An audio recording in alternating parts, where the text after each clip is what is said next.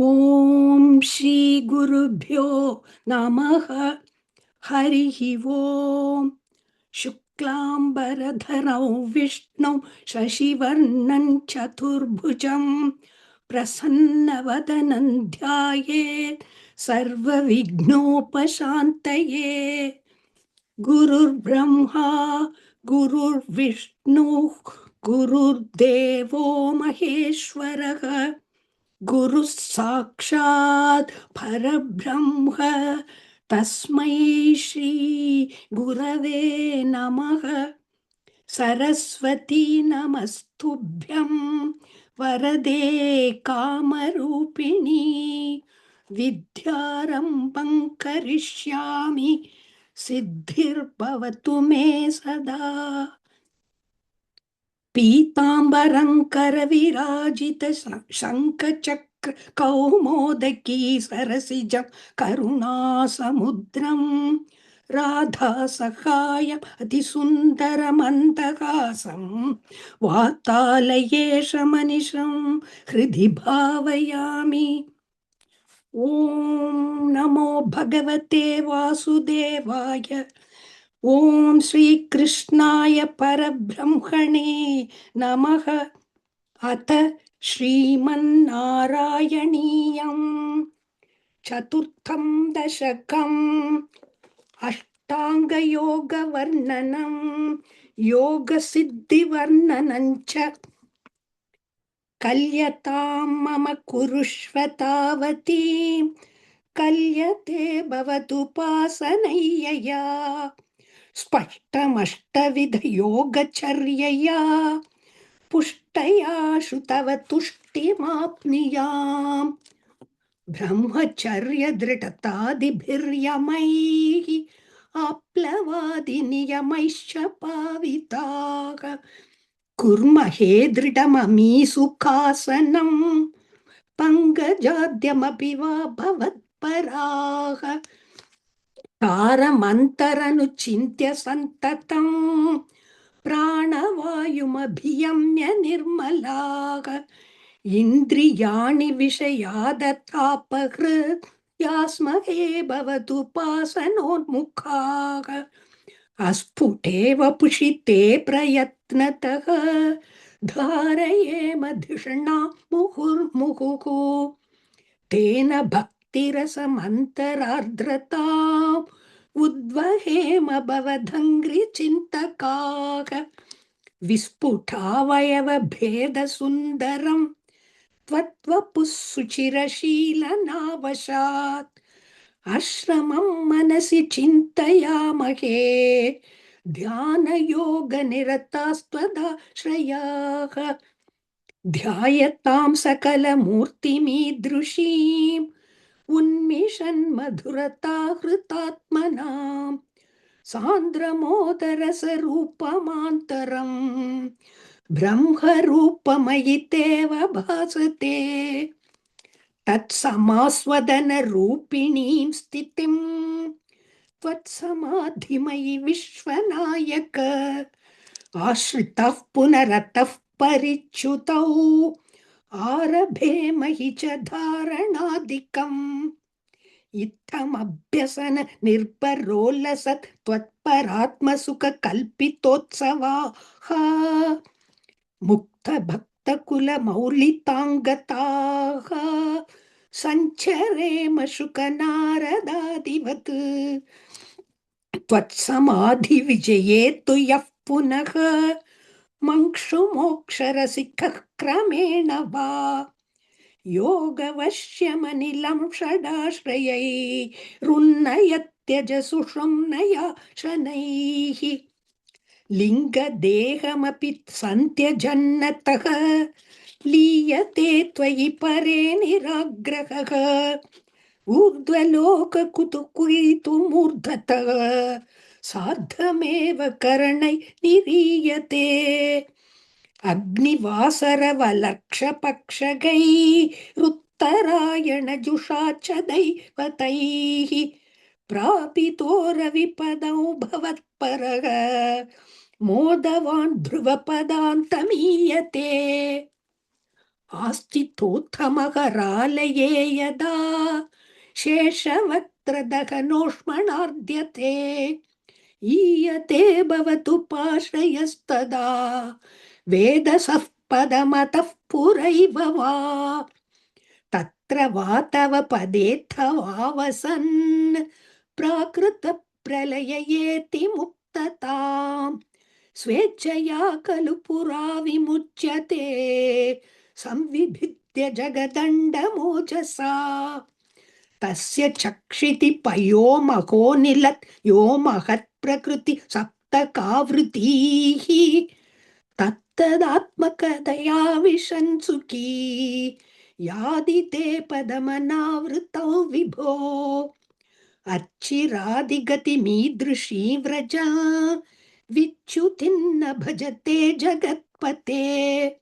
सच्चिदात्मक भवद्गुणोदया नुच्चरन्तमनिलेश पाहि मा इति श्रीमन्नारायणीये अष्टाङ्गयोगवर्णनं योगसिद्धिवर्णनं चेति चतुर्थं दशकं समाप्तं नारायणाखिलगुरो भगवन्नमस्ते नारायणाखिलगुरो भगवन्नमस्ते अथ पञ्चमं दशकं विराट्पुरुषोत्पत्तिवर्णनम् व्यक्ताव्यक्तमिदन्न किञ्चिदभवत् प्राक्-प्राकृतप्रक्षये मायायां गुणसाम्यरुद्धविकृतौ त्वय्यागतायालयम् नो मृत्युश्च तदामृतञ्च समभून् नान्हो न रात्रे स्थितिः तत्रैकस्त्वमशिष्यता किल परानन्दप्रकाशात्मना कालः कर्म गुणाश्च जीवनिवहा विश्वञ्च कार्यो विभो चिल्लीलारतिमेयुषि त्वयि तदा निर्लीनता माययुः तेषान्नैव वदन्त्य सत्त्वमयि भो शक्त्यात्मना तिष्ठता नो चेत् किं गगनप्रसूनसदृशा भूयो भवेत् सम्भवः एवञ्च द्विपरार्धकालविगता वीक्षांसि सृक्षात्मिका बिभ्राणे त्वयि चुक्षुभे त्रिभुवनी भावाय माया स्वयं मायातः खलु कालशक्तिरखिला दृष्टं स्वभावोऽपि च प्रादुर्भूय गुणान् विकास्य विततु तस्याः सहायक्रिया माया सन्निहितो प्रविष्टवपुषा साक्षीति गीतो भवान् भेदैस्तां प्रतिबिम्बतो विविशिवान् जीवोऽपि नैवापरः कालादिप्रतिबोधिताथ भवता सञ्चोदिता च स्वयं माया सा खलु बुद्धितत्त्वमसृजत् योऽसौ महानुच्यते तत्रासौ त्रिगुणात्मकोऽपि च महान् सत्त्वप्रधानः स्वयं जीवेऽस्मिन् खलु निर्विकल्पमहमित्युद्बोध निष्पादकः चक्रेऽस्मिन् सविकल्पबोधकमहं तत्त्वं महान् कल्वसौ सम्पुष्टं त्रिगुणैस्तमोति बहुलौ विष्णो भवत्प्रेरणात् सोऽहञ्च त्रिगुणक्रमात् त्रिविधतामासाद्य वैकारिकः भूयस्तैजसतामसाविति भवन्नाद्येन सत्त्वात्मना देवानिन्द्रियमानिनो कृतदिशा वातार्कपाश्यश्विनः वह्नीन्द्राच्युतमित्रकान् विदुविधि श्रीरुद्र शारीरकान् भूमन्मानसबुद्ध्यहङ्कृतिमिलत् चित्ताख्यवृत्त्यन्वितम् तच्चान्तःकरणौ विभो तव बलात् सत्त्वांश एवासृजत् जातस्तैजसतो दशेन्द्रियगणस्तत्तामसां शात् पुनः तन्मात्रन्नभसो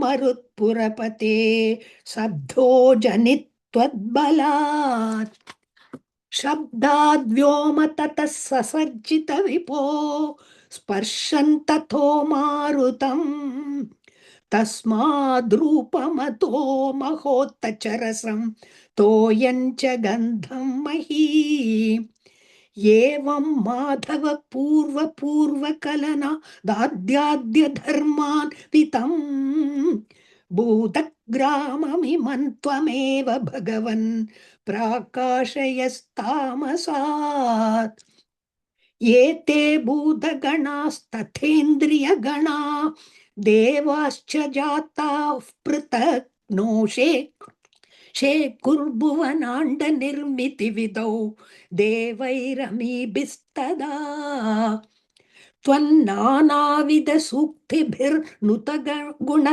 तत्त्वान्यमून्याविशन् चेष्टा शक्तिमुदीर्यतानि घटयन् हैरण्यमण्डौ यथाः अण्डन् तत्कलु पूर्वसृष्टसलिले तिष्ठत्सहस्रं समाह निर्भिन्दन्न कृताश्चतुर्दश जगद्रूपौ विराडाह्वयम् साहस्रैः करपादमूर्ध निवहैर्निःशेष जीवात्मकः निर्भातोऽसि मरुत्पुराधिपसमा त्रायस्व सर्वामयात् इति श्रीमन्नारायणीये विराट पुरुषोत्पत्ति वर्णनं नाम पंचमं दशकं समाप्तम् नारायणाखिल गुरो भगवन्नमस्ते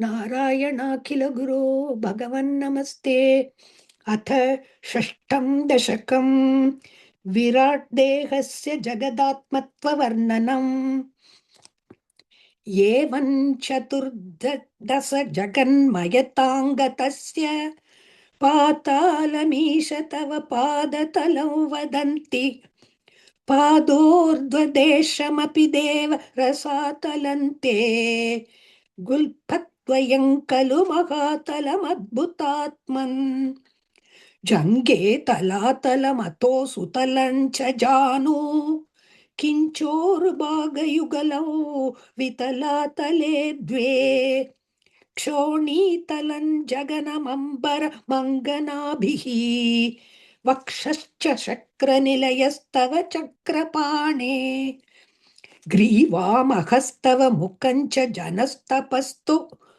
फालं शिरस्तव समस्तमयस्य सत्यम् एवं जगन्मयतनो जगताश्रितैरप्यन्यैर्निबद्धव बुषे भगवन्नमस्ते त्वद्ब्रह्मरन्ध्रपदमीश्वर विश्वकन्द छन्दांसि केशव गणास्तव केशपाशाः उल्लासि चिल्लियुगलन् द्रुहिणस्य गेहम् पक्ष्माणि रात्रिदिवसौ सविता च नेत्रे निःशेष विश्वरचनाच्च कटाक्षमोक्षः कर्णौ दिशोष्वियुगलन् तव नासिके द्वे लोभत्रपे च भगवन् नदरोत्तरोष्टौ तारागणाश्च दशनाश् शमनश्च दंष्ट्रा मायाविलासहसितं श्वसितं समीरः जिह्वाजलौ वचनमीश शकुन्तपङ्क्तिः सिद्धादयस्वरगणा मुकरन्ध्रमग्निः देवाबुजास्तनयुगन्तव धर्मदेवः पृष्टां त्वधर्म इह देवदन् मनः सुधांशुः अव्यक्तमेव हृदयाम्बुजमम्बुजाक्ष कुक्षिः समुद्रनिवहा वसनन्तु सन्ध्ये शेपः प्रजापतिरसौ वृषणौ च मित्रः श्रोणीस्थलं मृगगणाः पतयोर्नखास्ते हस्तुष्ट्रसैन्धवमुखा गमनन्तु कालः विप्रादिवर्णभवनौ वदनाब्जबाहु चारूरुयुग्मचरणं करुणाम्बुधे ते संसारचक्रमयि चक्रधरक्रियास्ते वीर्यं महासुरगणोऽस्ति कुलानि शैलाः नाड्यः सरित्समुदयस्तरवश्च रोम जीयादितौ वपुरनिर्वचनीयमीश ईदृग्जगन्मय वपुस्तव कर्मभाजाम् कर्मावसानसमये रमणीय स्मरणीयमाकुः तस्यान्तरात्मवपुषे विमलात्मने ते वाक्तालयाधिपनमोऽस्तु निरुन्धिरोगान् इति श्रीमन्नारायणीये विराट्देहस्य जगदात्मत्ववर्णनं नाम षष्ठं दशकं समाप्तम् नारायणाखिल गुरो भगवन्नमस्ते नारायणाखिल गुरो भगवन्नमस्ते अथ सप्तमं दशकम् हिरण्यगर्भोत्पत्तिवर्णनं वैकुण्ठदर्शनं च एवं देव चतुर्दशात्मक जगत् रूपेण जातः पुनः तस्योर्ध्वं खलु सत्यलोकनिलये जातोऽसि दाता स्वयं यं शंसन्ति हिरण्यगर्भमखिल त्रैलोक्य जीवात्मकम् यो भूत्स्फीतरजो विकार विकसन् नानासिसृक्षा रसः सोऽयं विश्वविसर्गदत्तहृतय सम्पश्यमानः स्वयं बोधं कल्वनवाप्य विश्वविषय चिन्ताकुलस्तस्थिवान् तावत् त्वञ्जगतां पते तपतपे तेवं हि वैहायसी वाणी मे नमशिश्रव श्रुतिसुखां कुर्वंस्तपः प्रेरणाम् कोऽसौ मामवदत् पुमानिति जलापूर्णे जगन्मण्डले दिक्षुद्वीक्ष्य किमप्यनीक्षितवता वाक्यार्थमुत्पश्यता दिव्यौ वर्षसहस्रमात्ततमसा तपसा तेन त्वमाराधितः तस्मै दर्शितवानसि स्वनिलयौ वैकुण्ठमेकाद्भुतम् माया यत्र कदापि नो विकुरुते भात्ते जगद्भ्यो बहिः शोकक्रोधविमोहसात्त्वसमुखा भावास्तु दूरङ्गताः सान्द्रानन्तझरी च यत्र परम ज्योतिः प्रकाशात्मके तत्ते धाम विभावितो विजयते वैकुण्ठरूपो विभो यस्मिन्नाम चतुर्भुजा हरिमणिश्यामावदा तत्विषः नानाभूषणरत्नदीपितदिशो राजद्विमानालयाः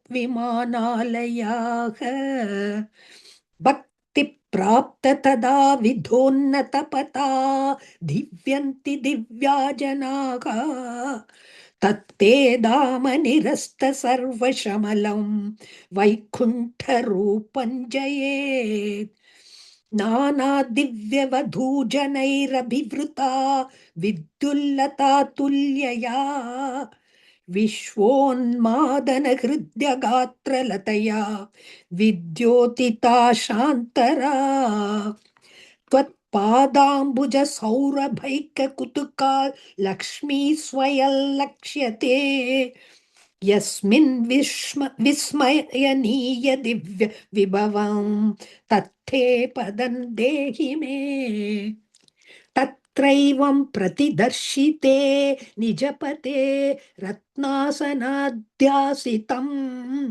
भास्वत्कोटिलसत्किरीटकटकाद्याकल्पदीप्राकृति श्रीवत्साङ्कितमात्तकौस्तुभमणिच्छाया ऋणङ्कारणम् विश्वेशान्तव रूपमैक्षत विधिस्तत्ते विभो भातु मे कालाम्बोदकलाय कोमलरुची चक्रेण चक्रन्दिशा आवृण्वानमुदारमन्दहसितस्यन्दस्प्रसन्नाननम् राजत्कम्बुगदारि पङ्कजधर श्रीमद्भुजामण्डलम् सृष्टुस्तुष्टिकरौ वपुस्तव विभो मद्रोगमुद्वासयेत् दृष्ट्वा सम्भृतसम्भ्रमः कमलभुस्त्वत्पादपाथोरुहे